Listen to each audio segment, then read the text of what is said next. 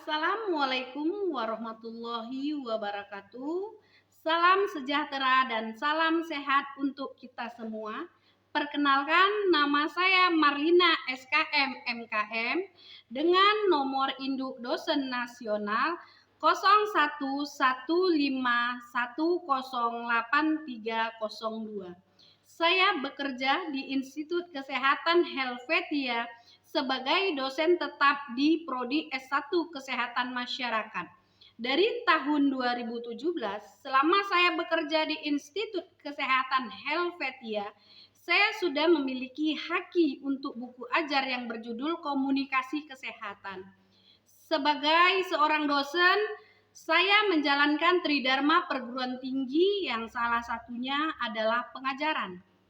Dalam pengajaran, saya membawakan mata kuliah komunikasi kesehatan dengan beban SKS yaitu 2 SKS, terdiri dari 16 kali pertemuan, sudah termasuk ujian UTS dan ujian UAS, di mana setiap pertemuan berlangsung selama 100 menit.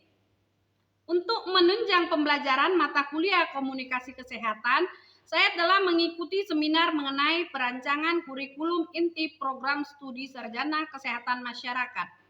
Deskripsi mata kuliah yang saya ampuh membahas tentang komunikasi dalam bidang kesehatan masyarakat, pemanfaatan media dalam komunikasi kesehatan, komunikasi terapeutik dan konseling, pengembangan pesan kesehatan masyarakat, komunikasi dalam perubahan perilaku, sehingga mahasiswa mahir menggunakan keterampilan berkomunikasi sesuai dengan sasaran komunikasinya dan penggunaan media sebagai pendukung komunikasi. CPL Prodi, capaian pembelajaran lulusan program studi yang dibebankan pada mata kuliah komunikasi kesehatan adalah 1. S4, yaitu berperan sebagai warga negara yang bangga dan cinta tanah air, memiliki nasionalisme serta rasa tanggung jawab pada negara dan bangsa. Yang kedua, S9 menunjukkan sikap bertanggung jawab atas pekerjaan di bidang keahliannya secara mandiri. Yang ketiga, KU10 mampu melakukan kajian dan analisis situasi kesehatan masyarakat. Yang keempat, KU12 mampu berkomunikasi dengan baik sehingga dapat menjalankan program-program kesehatan masyarakat. Yang kelima, KU15 mampu menjelaskan ilmu-ilmu kesehatan masyarakat kepada masyarakat. Yang keenam, P3 menguasai ilmu kesehatan masyarakat berdasarkan kaidah dasar keilmuan. Capaian pembelajaran mata kuliah ini yaitu 1. Mampu mengemukakan kontrak perkuliahan dan pengantar komunikasi kebidanan. Yang kedua, mampu menerangkan sejarah komunikasi kesehatan. Yang ketiga, mampu menerangkan model komunikasi. Yang keempat, mampu melatih komunikasi verbal dan nonverbal. Yang kelima, mampu menerapkan komunikasi interpersonal dan konseling. Yang keenam, mengklasifikasikan model komunikasi verbal dan nonverbal. Yang ketujuh, mampu menyusun pengembangan pesan kesehatan masyarakat. Yang ke-8, mampu menguraikan komunikasi kelompok dan organisasi. Yang ke-9, mampu menganalisis konflik komunikasi kelompok. Yang ke-10, mampu menelaah komunikasi dalam perubahan perilaku. Yang ke-11, mampu menganalisis komunikasi lintas budaya. Yang ke-12, mampu merinci aplikasi konsep komunikasi dalam program kesehatan masyarakat. Yang ke-13, mampu merinci aplikasi konsep komunikasi dalam program kesehatan masyarakat. Yang ke-14, mampu menjabarkan dasar-dasar advokasi. Bahan kajian materi pembelajaran 1. Kontrak perkuliahan dan pengantar komunikasi kesehatan. Yang kedua, sejarah komunikasi kesehatan. Yang ketiga, model komunikasi. Yang keempat, komunikasi interpersonal dan konseling. Yang kelima, komunikasi verbal dan nonverbal. Yang keenam, model komunikasi verbal dan nonverbal. Yang ketujuh, pengembangan pesan kesehatan masyarakat.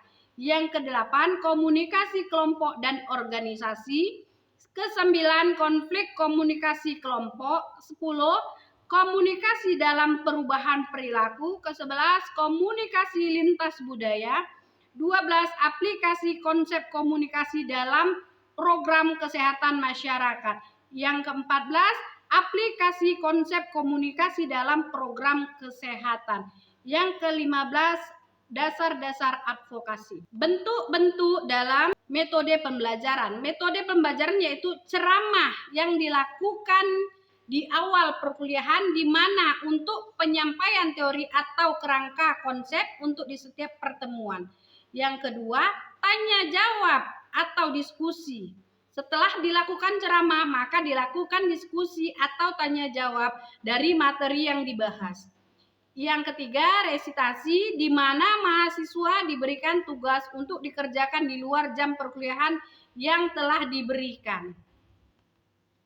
Yang keempat, latihan, tugas yang diberikan untuk dikerjakan di kelas seperti mencatat dan menyimpulkan materi yang diberikan.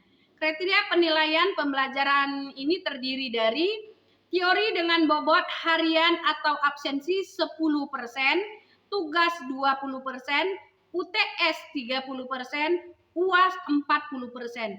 Nantinya untuk mencari nilai akhir harian tambah tugas tambah UTS tambah UAS. Kriteria penilaian akhir. Skor nilai 80 sampai 100, huruf mutu A, angka mutu 4, sebutan mutu istimewa. Skala nilai 75 sampai 79, huruf mutu B+, angka mutu 3,5, sebutan mutu sangat memuaskan. Skala nilai 70 sampai 74, huruf mutu B, angka mutu 3, sebutan mutu baik. Skala nilai 64 sampai 69, huruf mutu C+, angka mutu 2,5, sebutan mutu cukup baik. Skala nilai 60 sampai 63, huruf mutu C, angka mutu 2, sebutan mutu cukup. Skala nilai 50 sampai 59, huruf mutu D, angka mutu 1, sebutan mutu kurang. Skala nilai 0 sampai 49, huruf mutu E, angka mutu 0, sebutan mutu buruk. Berikut saya akan tampilkan rekaman salah satu video pembelajaran pada pertemuan ke-7, yaitu pengembangan pesan kesehatan masyarakat. Assalamualaikum warahmatullahi wabarakatuh. Selamat sore semua. Waalaikumsalam warahmatullahi wabarakatuh. Sore Bu. Sehat anak-anak ibu semua? Sehat Bu. Alhamdulillah, berarti hari ini hadir semua ya? Ya. Oke, hari ini kita masuk pertemuan ke-7 mata kuliah komunikasi kesehatan. Minggu lalu kita sudah membahas tentang model-model komunikasi ya. Model komunikasi seperti komunikasi secara verbal ya.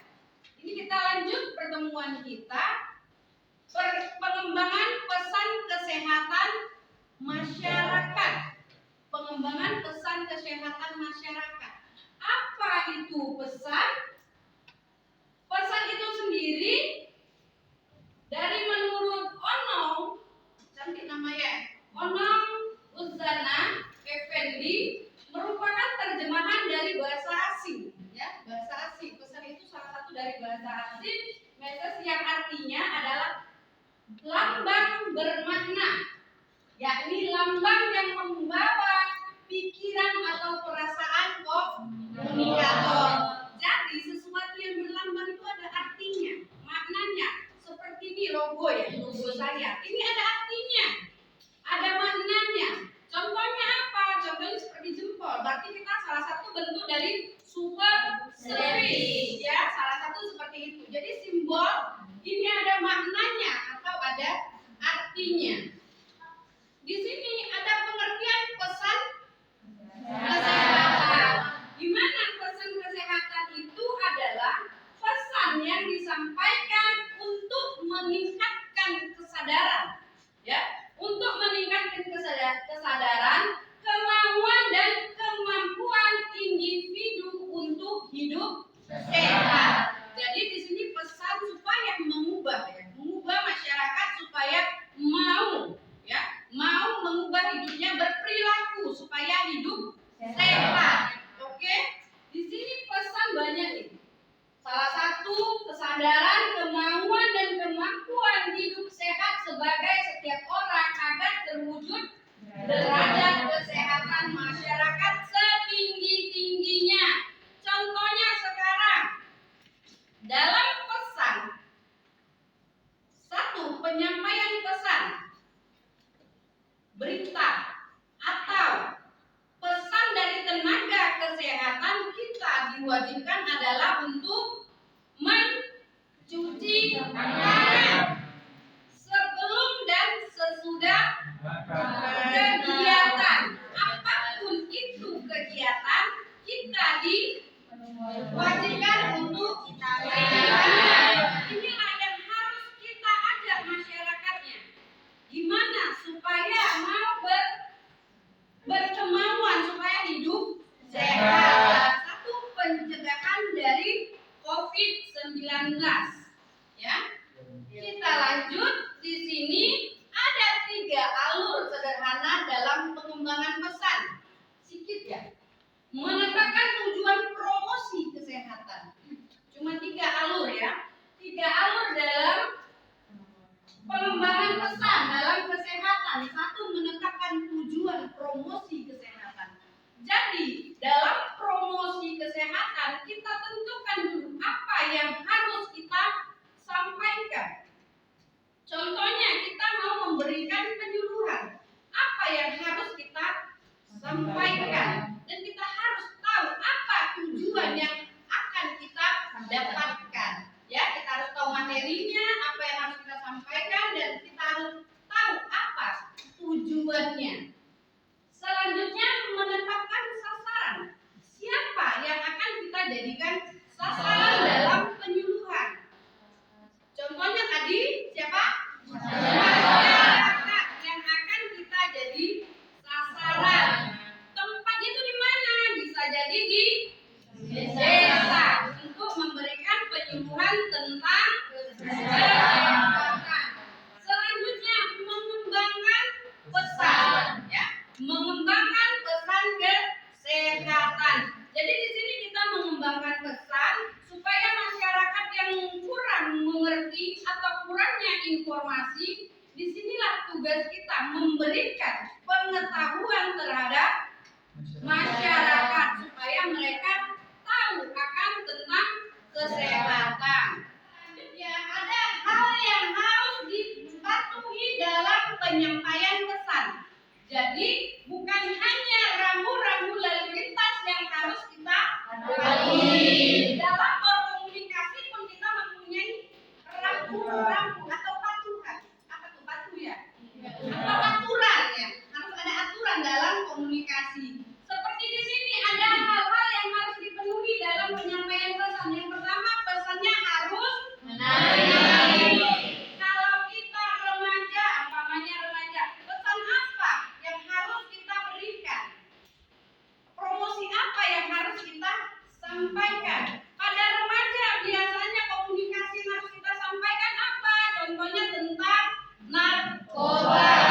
Jauhi narkoba. Selanjutnya apa lagi? Tentang seks bebas.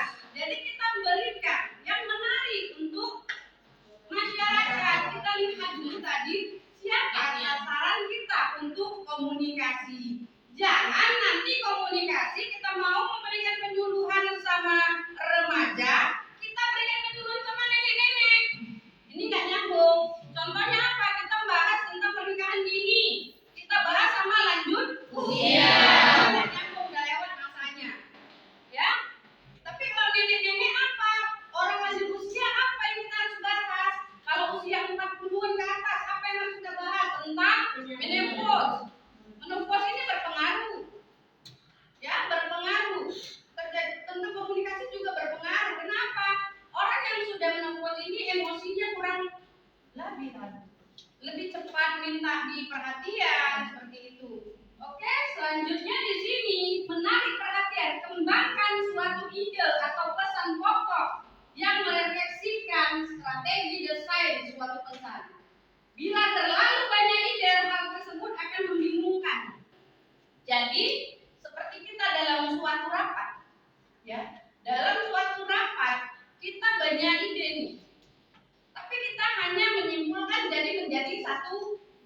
ide. Enggak semua ide yang kita ambil.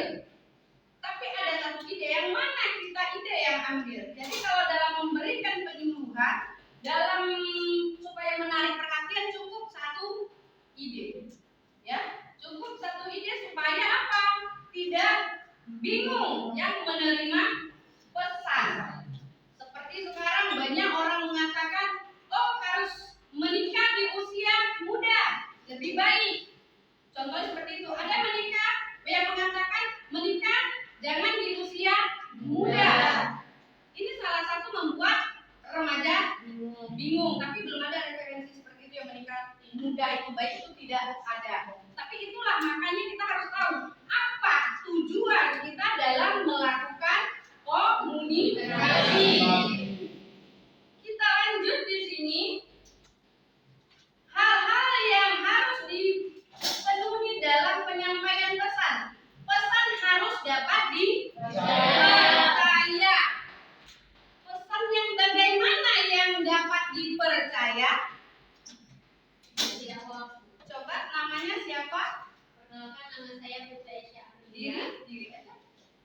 Perkenalkan, nama saya Putri Aisyah Aprilia dengan NIM 2102021031. Pesan yang dapat dipercaya, pesan yang tidak hoax, contohnya itu di era kita kesehatan ya Bu, adalah virus COVID-19 yang baru-baru aja beredar kemarin dan sampai hari ini juga belum tuntas masalahnya. Itu adalah salah satu pesan yang tidak hoax.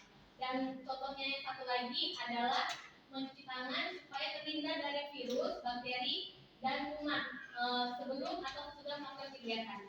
Itu saja. Terima kasih. Oke, baik. Dari temannya tadi contoh ada pesan ya. Pesan harus dapat dipercaya dan tidak hoax ya, dan terjangkau. Contohnya tadi dalam pencegahan seperti penyakit COVID ya, sekarang COVID itu bukan hoax, virusnya ada ya. Dan ngapain harus yang kita lakukan? Apa yang harus kita lakukan? Cuci tangan ya, cuci tangan. Sebelum ada virus kita diwajibkan untuk cuci tangan sebelum dan sesudah melakukan kegiatan. Salah satu untuk mencegah virus dan bakteri ya, salah satu seperti itu. Jadi bukan hoax ceritanya untuk yang cuci tangan. Itu memang nyata, wajib kita semua sebelum dan sesudah kegiatan harus cuci tangan. Selanjutnya di sini hasil pesan diharapkan akan memberikan keuntungan ya. Pesan harus konsisten, artinya bahwa sampaikan satu pesan. Jadi satu pesan itu harus konsisten ya, bukan hoax atau bukan hanya gosip atau mitos ya. Jadi kalau kita menyampaikan pesan itu yang memang betul atau tidak, kita dapatkan dulu referensinya dari siapa.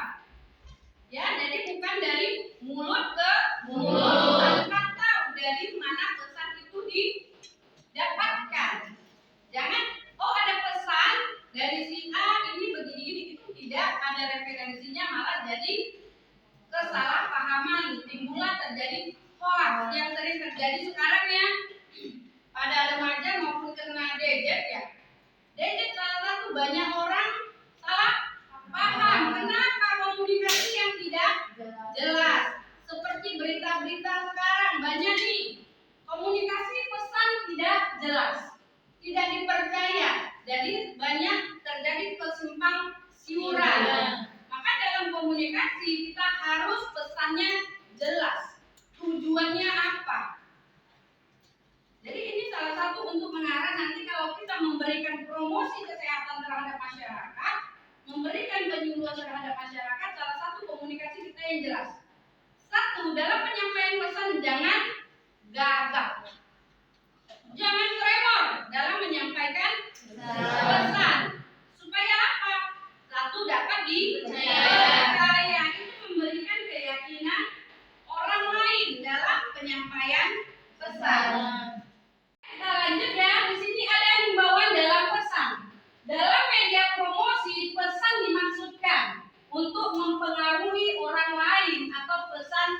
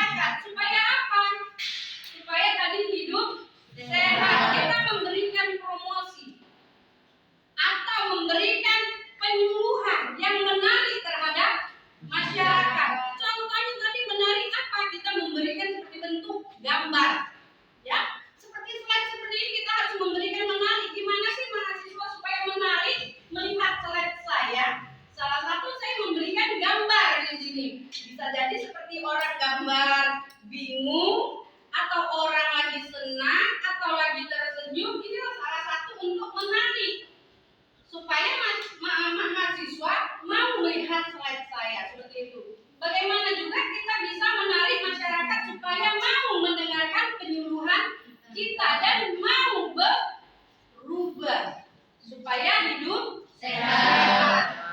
Selanjutnya, di sini ada himbauan dalam pesan meliputi himbauan emosional, himbauan ketakutan, dan himbauan motivasi.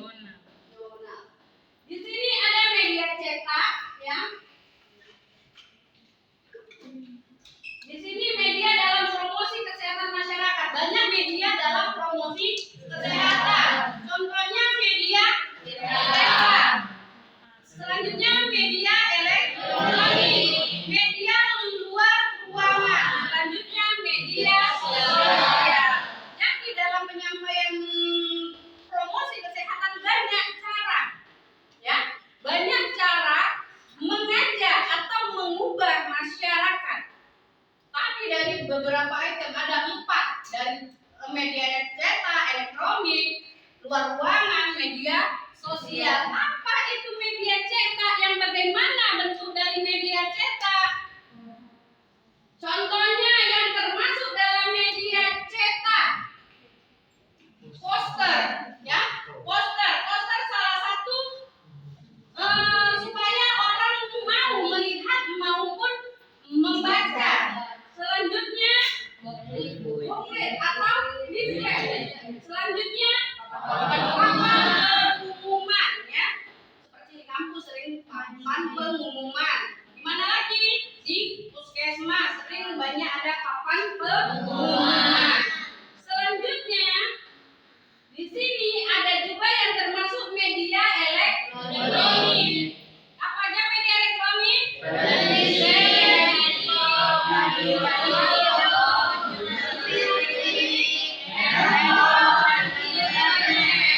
Jadi di sini nih lagi banyak-banyaknya nih. Jadi orang banyak mendapatkan informasi adalah dari salah satu televisi dan internet. Jadi sekarang enggak banyak orang lagi buta tentang pengetahuan, ya. Sekarang orang lebih banyak tahu. Enggak sekolah pun dia, enggak kuliah pun dia tahu. Kenapa? Bisa dari searching, ya, untuk pengetahuan. Selanjutnya di sini ada yang termasuk media luar ruangan. Seperti apa? Baliho yang di jalan-jalan, ya. Itu salah satu ada seperti layanan iklan untuk mengajak masyarakat. Atau contohnya salah satu baliho 2 anak cukup. Nah, itu contoh iklan layanan masyarakat. Contohnya 1 seperti itu. Selanjutnya tadi spanduk, ya, spanduk di jalan-jalan atau spanduk di puskesmas atau tempat yang lain. Selanjutnya poster, ya, poster. Selanjutnya yang box ini salah satu penyinaran seperti cahaya, ya, lampu. Selanjutnya yang di bawah teman saya ini salah satu seperti kalau malam dia ada pencahayaan. Inilah dia. Jadi sekarang udah banyak nih media-media untuk penyampaian pesan, ya. Selanjutnya di sini yang termasuk media sosial. Apa aja media sosial?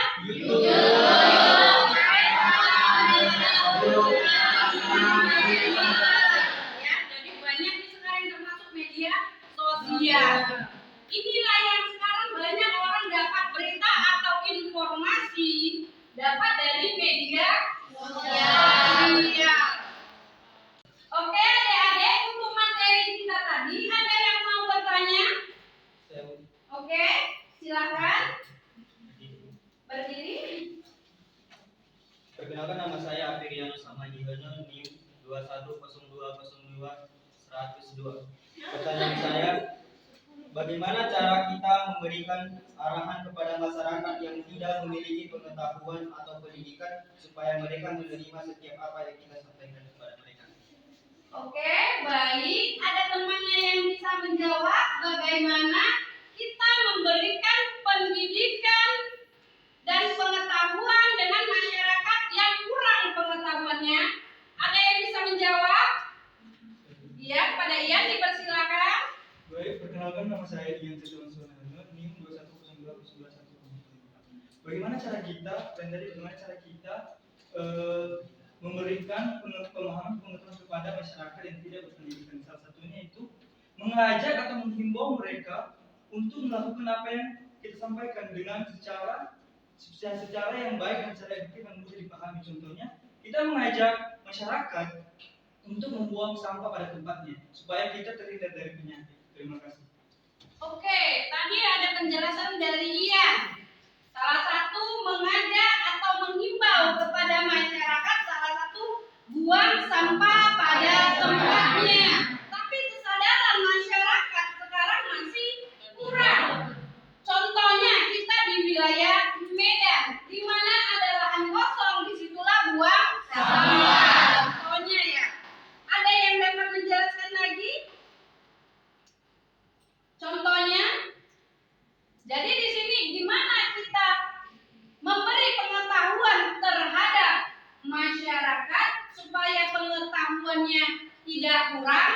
Tadi ya banyak layanan-layanan seperti tadi dari media cetak, apalagi elektronik, media sosial. Iya. Jadi banyak sekarang media-media yang untuk penyampaian pesan. Kalau masyarakatnya kurang juga pengetahuan, bisa juga kena faktor ekonomi. Dia tak mempunyai elektronik. Bisa jadi kita sebagai tenaga kesehatan atau sebagai promkes memberikan pengetahuan maupun promosi kesehatan. Kita memberikan penyuluhan terhadap masyarakat, bisa menggunakan apa tadi seperti leaflet. Ya, menggunakan leaflet kita bisa sebarkan ke masyarakat supaya apa? Masyarakat lebih